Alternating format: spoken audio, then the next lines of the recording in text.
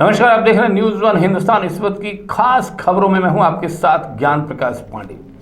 उत्तराखंड के श्रीनगर गढ़वाल LUCC के दफ्तर में सोमवार को निवेशकों और एजेंटों के बीच हाई वोल्टेज ड्रामा देखने को मिला। यह निवेशक अपने पैसों को लेकर चिंतित नजर आए। निवेशकों ने कहा उन्होंने अपनी जिंदगी पूरी जमा पूंजी निवेश कर दी है, लेकिन पौड़ी की एक ब्रांच में करोड़ों घोटाले का खुलासा होने से उन्हें संशय है कि इसका निवेश कहीं खतरे में ना जाए। इस बीच सोसाइटी के ब्रांच अधिकारियों ने निवेशकों और एजेंटों को जल्द से जल्द सब कुछ ठीक ठाक होने का आश्वासन दिया। उन्होंने कहा कि निवेशक परेशान न हो, सोसाइटी में उनकी धनराशि सुरक्षित रहेगी। निवेशक सबर सिंह व गिरीश ने कहा कि उनकी धनराशि सोसाइटी में जमा है। कुछ दिन पहले सोसाइटी में करोड़ों के घोटाले का खुलासा होने के बाद निवेशक चिंतित है। उन्होंने जल्द ही ब्रांच के अधिकारियों कर्मचारियों से उनकी जमा धनराशि लौटाए जाने की मांग की। श्रीनगर ब्रांच ममता भंडारी के मैनेजर का कहना है कि निवेशकों की धनराशि सुरक्षित है, किसी भी तरह का फ्रॉड नहीं हुआ है। निवेशक अपनी धनराशि को लेकर बिल्कुल चिंतित न हो। कई लोगों का, जैसा कि कई लोग कह रहे हैं कि ममता भंडारी फरार चल रही है। मैं कहीं फरार नहीं हूँ, मैं कहीं बाहर से नहीं आई हूँ, आप लोगों के बीच से ही हूँ। और आप लोगों को पता है कि हम लोगों के ऊपर कितना बड़ा मुसीबतों का पहाड़ टूटा है। तो उसी के सिलसिले में मैं अभी देहरादून में हूँ और जैसे ही यहाँ पे काम निपटता है तो मैं आपके पास ज़रूर आऊँगी। और यहाँ पे आप लोगों को मेरा आप लोगों से यही निवेदन है कि आप लोग ज़रा धैर्य बनाए रखें। जैसा कि मिचोटी के लिए आप लोगों को बताया गया है, आज तक जैसे हमने मिचोटी दी है आगे भी आप लोगों को वैसी मिचोटियाँ देते रहेंगे। आप लोगों का थोड़ा हमें सहयोग की ज़रूरत है। आप लोगों के सहयोग से ही हम आगे कार्य कर पाएंगे। अगर आप लोगों का सहयोग नहीं होगा तो फिर हम लोग आगे कैसे कर पाएंगे।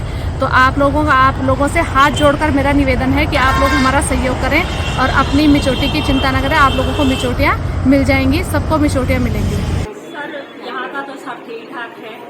यहाँ पे सभी लोगों को मिचोटियाँ भी मिल रही है, सभी लोगों को सैलरी सुननी जो भी है, यहाँ पे सिस्टम सब कुछ सही हो रहा है सर। लेकिन ये दुगड्डा ब्रांच का जो मामला आया है, इसलिए लोगों में आक्रोश फैला है और इसके लिए हम लोग यहाँ पे किस किस को जवाब दें, हम उनको नहीं कर पा रहे, हम कंट्रोल नहीं कर पा रहे, क्योंकि मीडिया में ऐसी खबरें फैल चुकी हैं जिस वजह से हम लोगों को यहाँ पे एक सब सीपीओ को एकत्रित होना पड़ा ताकि हम अपने लोगों को सब लोगों को समझाएं कि जैसे कि हमारे सीनियरों द्वारा बोला गया, हमको आश्वासन मिला है कि आप लोग सभी लोग शांत बैठे रहे, आप लोगों को सभी को आपका जितना भी आपका पैसा है मिलेगा। सर, ऐसा तो मतलब कैश द्वारा होता है यहाँ पे पेमेंट, लेकिन कभी कभार क्या होता है कि जैसे कोई इमरजेंसी होता दूर रहता है कोई जैसे, तो उसको हम जो सीपी हैं तो हम लोग उसको गूगल पे भी कर देते हैं, उसकी मैच्योरिटी हम गूगल पे में भी दे देते हैं। इनके एजेंट आए थे, इन्होंने बोला कि हम कर दे आईडी जमीन नहीं करें इन्होंने, ठीक है। 1 साल की आईडी का 3 साल की बनाए 2 साल खा दे आश्वासन। कभी किसी गूगल पे कर दे, कभी किसी को कर दे। 1 करोड़ बैंक है क्या, ये बवाल है। जो इन्हें एजेंट बना रखा उस एजेंट को लाओ ना जिसने 1,14,000 खा दिया, 14,600 रुपये खा दिया। क्यों बनाए ना इस एजेंट, ये भी देखो तुम, ये क्यों नहीं ला रहे आप। एजेंट बोले कि वो तो रो रही है, वो बोली मैंने खा दिया, ये कर दिया, मैं तो पर हम डिटेल दिखा रहे हैं। तो ये बोले कि अब मैं दे दूंगी तुम्हारे पैसा, मेरे को केस मत करना, मेरे को ऐसे मत करना, ऐसा मिलेगा। दिक्कत ये हो रही कि हमें पैसा नहीं मिल रहा है, 6 महीने हो गए मेरे पैसे अभी तक नहीं मिल रहे। 1,02,600 रुपये 4 आईडियों के, प्लस यहाँ पे सिस्टम कुछ नहीं है। ये सिस्टम बोल रहे कि सिस्टम है, सिस्टम है, चलो हमारे पैसे जमा हो रहे हैं तो हमें मैसेज आ रहा है, नहीं हो रहे ब्लॉक हो रही है, तो कम से कम मैसेज तो करें हम लोग भी तुम्हारी आईडी ब्लॉक हो रही है। 6 महीने से परेशान हो गए, अभी तक पैसा कुछ नहीं मिला मुझे। बैंक गूगल पे कर रही है, वो भी आधे पैसे गूगल पे कर रही है, मुझे पैसे गूगल पे नहीं कर रहे। ये बता, अगर कहीं की सोसाइटी है मानो तो उन्होंने मैनेजमेंट तो कुछ बना रखा होगा ना। यहाँ पे ऐसा बोल रहे कि हमने मैनेजर बना रखा है, मैनेजर मुझे गूगल पे कर रहे हैं 15,000 रुपये, आप बाकी के पैसे बोल रहे बात नहीं कर रहा, कब देखिए मुझे बात नहीं कर कि आप फजी की कुछ लोग कोदार में वहाँ से इससे कोदार में जो है ना ऑफिस है, वहाँ से कुछ भाग गए, उसके पास सब जगह फैल गए। कुछ लोग परेशानी इसलिए नहीं, हमारा पैसा भी ना डूब जाएगा। तो अभी हम लोग यहाँ पर आए, आश्वासन दिया कि 15 दिन का टाइम दिया है, 15 दिन के बाद आपकी मैच्योरिटी मिल जाएगी। आपके कितने रुपए हैं यहाँ पे? मेरा कम से कम 11,60,000 रुपये मिला। Bureau report, news one Hindustan. Srinagar Almora के धारचूला में हुई सड़क दुर्घटना में घायल 4 लोग काशीपुर के एक निजी अस्पताल में इलाज के लिए लाए गए। इन चारों में 2 का अलग प्राइवेट अस्पताल में तथा 2 का दूसरे निजी अस्पताल में इलाज चल रहा है। वहीं सूचना मिलने पर एसपी व कोतवाल ने अस्पताल पहुंचकर घायलों का हाल चाल जाना। आपको बताते चले कि सोमवार सुबह मरचुला में एक बस के दुर्घटनाग्रस्त होने से उसमें सवार 36 लोगों की मौत हो गई थी, जबकि बाकी घायलों को जहां ऋषिकेश के एम्स तथा रामनगर के अस्पतालों में भर्ती कराया गया, तो वहीं घायलों में 4 लोग काशीपुर भी रेफर किए गए, जिसमें से पौड़ी गढ़वाल के रहने वाले प्रदीप तथा धुमाकोट के रहने वाले सूरजपाल सिंह को काशीपुर के श्री कृष्णा हॉस्पिटल में भर्ती कराया गया। वहीं दूसरी तरफ काशीपुर के मानपुर रोड स्थित उजाला अस्पताल में भी मारचुला बस हादसे के 2 घायल भर्ती, जिसमें जगदीप सिंह और हरीश शामिल है। दुर्घटनाग्रस्त बस पौड़ी गढ़वाल के किनाथ से ही सवारी भरकर रामनगर के लिए चली थी। मरचुला में जो आज हादसा हुआ है वहाँ से हमारे पास 2 पेशेंट आए हैं और हमारा नाम डॉक्टर साहिब आलम है। ये श्री कृष्णा हॉस्पिटल में कार्यरत हैं। ये 2 पेशेंट आए हैं। एक का नाम मिस्टर प्रदीप है जो पौड़ी गढ़वाल से है और दूसरा है सूरजपाल सिंह जो धुमाकोट से हैं। दोनों के चोट लगी हुई थी, दोनों की सूचिंग वगैरह कर दी गई है। पेशेंट पहले से बेहतर है, दोनों ठीक हैं। मेरे बड़े भाई हैं जगदीप सिंह, गाँव रहते हैं, गुड़गांव जॉब करते थे। तो आज दिवाली पे छुट्टी आएगी तो आज मॉर्निंग में यहाँ से निकल रहे थे सरकेस से। अच्छा। हाँ, आज शाम में 8 बजे पता चला था। मॉर्निंग में 6:30 बजे हमारे यहाँ से बस निकली थी और 8 बजे फ़ोन आ गया था कि जो यहाँ से बस गई है वो नीचे खाई में गिरी। 6:30 बजे किनाथ से आती है, पौड़ी गढ़वाल। किनाथ, हाँ, गाँव है किनाथ, पौड़ी गढ़वाल। वहाँ से शुरू होती है, वहाँ से स्टार्ट होती है और यहाँ रामनगर आती है। मरीज की कंडीशन है इसमें क्या बोल रहे हैं? अभी उसके पेल्विक बोन में फ्रैक्चर है, लोअर बैक में। Bureau report news one Hindustan Kashipur. Khatima क्षेत्र के सौजना में विवादित भूमि के मामले को लेकर क्षेत्र में चर्चा का विषय बना हुआ है, जिसका मूल खातेदार अरदास सिंह ने उक्त भूमि स्वयं लिखित रूप से बिक्री की थी। विक्रय समय से ही उक्त भूमि में भिन्न भिन्न लोगों का कब्जा दखल कराया।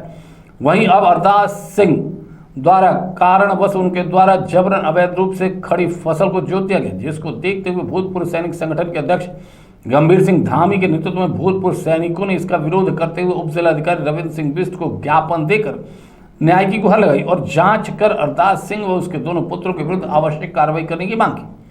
वहीं उप जिलाधिकारी रविंद्र सिंह बिष्ट ने आगे जांच के निर्देश दिए, साथ ही उस थारू व्यक्ति के बात कर मामले को सुलझाने की बात कही।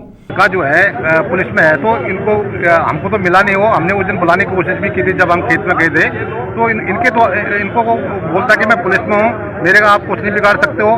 तो इसलिए जो है मैं इस विषय में आज उप जिलाधिकारी महोदय को भी इसके बारे में बताया गया है कि भाई आप जो है इसके बारे में संज्ञान लें और उसके ऊपर कार्रवाई करने की कृपा करें, क्योंकि पुलिस में कोई भी हो सकता है। हम भी आर्मी में रहे हैं, आर्मी में हमने 32 साल, किसने 30 साल नौकरी किया है। हमको धमकी कैसे दे सकता है? पूर्व सैनिक संगठन के खटीमा के आज मेरे पास ज्ञापन में उनका एक मसला है कि पूर्व सैनिक से जिन्होंने पैसे लेकर थारू से जनजातीय व्यक्ति से कुछ जमीन स्टाम्प पेपर के जरिए खरीदी हुई थी। आज वो थारू व्यक्ति इनको वहाँ पर अपनी फसल नहीं उगाने दे रहा है, उनको जूत बूट नहीं करने दे रहा है।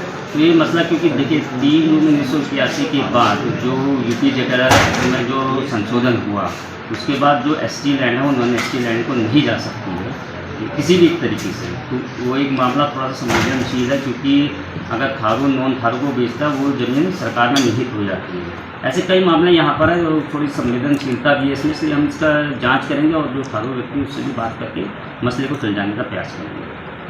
Bureau report news one Hindustan Khatima.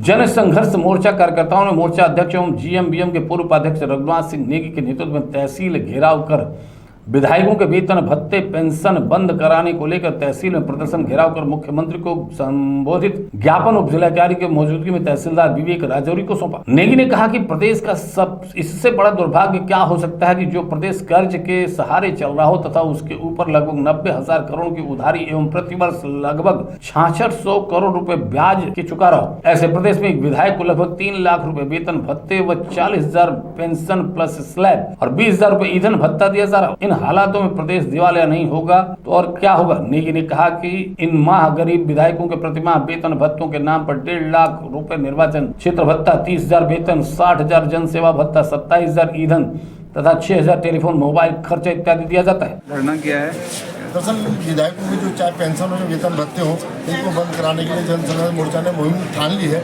हमारा कहना है कि ऐसे समय में जब प्रदेश लगभग 90,000 करोड़ के आकंठ कर्ज में डूब चुका है, दिवालिया होने के कगार पे, और प्रति वर्ष 6,600 करोड़ रुपए हम ब्याज के रूप में चुका रहे हैं। एक तरह से जनता की गाड़ी कमाई है जो इन विधायकों की दी जा रही है। 3 लाख रुपए वेतन भत्ते हैं इनके, और 3 लाख में 1.5 लाख रुपए तो निर्वाचन क्षेत्र भत्ता है, 30,000 तनख्वाह है, और 60,000 रुपये जन सेवा भत्ता है, फिर उस चालक का, फिर सचिव का भत्ता, इस तरह मिला करके, और डीजल पेट्रोल का भी लगा ले 27,000 के करीब है, तो ये 3 लाख के करीब बैठ रहा है। हमारा कहना है इनको किस बात की पेंशन दी जा रही है? ये जन सेवक है, जन सेवा का तो इनसे खैर दूर दूर तक कोई वास्ता नहीं है। जो आज इन्होंने पूरे प्रदेश में माफियागिरी कर रखी है, इनको किस बात की वेतन भत्ते, किस बात की पेंशन दी जा रही है? हमारा कहना है कि हमारे प्रदेश के जो कर्मचारी हैं, जो लगभग 20-20, 30-30 साल सेवा करते हैं, उसके बावजूद उनको पेंशन मिलती है। शपथ लेते ही पेंशन है, अगर शपथ लेते ही मृत्यु हो जाए तब पेंशन है, इस्तीफा देते तब पेंशन है। इस तरह से लूट बंद होनी चाहिए। ये प्रदेश के सरकारी खजाने पे बहुत बड़ा डाका है। हमारा ये कहना है कि जब प्रदेश के जो हमारे गरीब हैं, वृद्ध हैं, विधवाएं हैं, उनको कुछ देने की बात आती है तब इनके मुंह में ताले लग जाते हैं। लेकिन अपने लिए रातों रात ये सारी फैसिलिटी करवा लेते हैं। इसका हमें विरोध है। इसको बंद कराने के लिए चाहे हमें माननीय न्यायालय की शरण लेनी पड़े, हम निश्चित तौर पे इसमें वहाँ शरण लेंगे। Bureau report news 1 Hindustan Dehradun.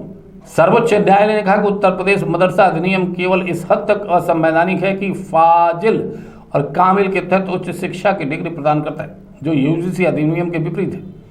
Supreme court ने उत्तर प्रदेश मदरसा शिक्षा बोर्ड अधिनियम 2004 की संवैधानिक वैधता बरकरार रखी। लखनऊ ईदगाह इमाम और all India Muslim personal law board के सदस्य मौलाना खालिद राशिद फिरंगी कहते हैं कि इस फैसले से मदरसा से जुड़े लोगों में खुशी की लहर है। यूपी मदरसा अधिनियम का मसौदा यूपी सरकार ने ही बनाया था। सरकार द्वारा बनाया गया अधिनियम असंवैधानिक कैसे हो सकता है? हमने पहले भी कहा कि हम मदरसों में इस्लामी शिक्षा के अलावा आधुनिक शिक्षा भी देते हैं।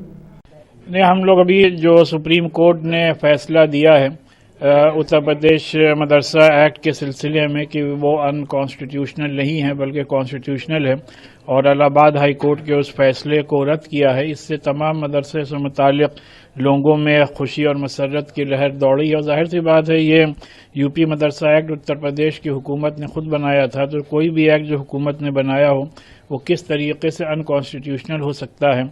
और फिर इस यहाँ यूपी में हज़ारों बच्चे और हज़ारों टीचर्स और स्टाफ इन मदरसों से मुताल्लिक़, और हम लोग बारहा ये बात कह चुके हैं कि हम लोग यहाँ मदरसों में इस्लामिक एजुकेशन के साथ साथ मॉडर्न एजुकेशन की भी तालीम दी जा रही है। बहरहाल ये एक बहुत खुशी और मसरत का मकाम है कि हम लोग अपने पूरी आज़ादी के साथ, पूरी कानूनी आज़ादी के साथ अपने इन मदरसों को रन करते रहेंगे। मदरसा बोर्ड पर सुप्रीम कोर्ट के फैसले को लेकर बीजेपी नेता मुख्तार अब्बास नकवी ने कहा, समय के साथ साथ मदरसों को लेकर कई तरह के सवाल उठते रहे। इलाहाबाद हाई कोर्ट ने इस पर फैसला सुनाया और सुप्रीम कोर्ट ने भी उसी के मुताबिक फैसला सुनाया। उत्तर प्रदेश सरकार इस फैसले और उसके विवरण के आधार पर विचार करेगी क्या कदम उठाए जाए। हालांकि मदरसों को मुख्य धारा की शिक्षा से जोड़ना और उनकी विश्वसनीयता को मजबूत करना प्राथमिकता होनी चाहिए। देखिए, मदरसों को लेकर के कई तरह के सवाल, कई तरह के प्रश्न समय पे खड़े होते रहे। उसको लेकर के हाई कोर्ट ने, इलाहाबाद हाई कोर्ट ने कोई डिसीजन किया था, उस पर सुप्रीम कोर्ट ने निर्णय किया है। निश्चित तौर से उस निर्णय के तमाम तथ्यों को, तमाम तर्कों के अध्ययन के बाद उत्तर प्रदेश सरकार उस दिशा में क्या कदम उठाना चाहती है उठाएगी। लेकिन जहाँ तक सवाल है मदरसों की को मुख्य धारा की शिक्षा या फॉर्मल एजुकेशन के साथ जोड़ना और मदरसों की विश्वसनीयता को मजबूत और कायम करना, ये भी प्राथमिकता होनी चाहिए। Bureau report news 1 Hindustan Delhi. बने रहें खबरों में, देखते रहें न्यूज़ 1 हिंदुस्तान। नमस्कार। आप देख रहे हैं न्यूज़ 1 हिंदुस्तान।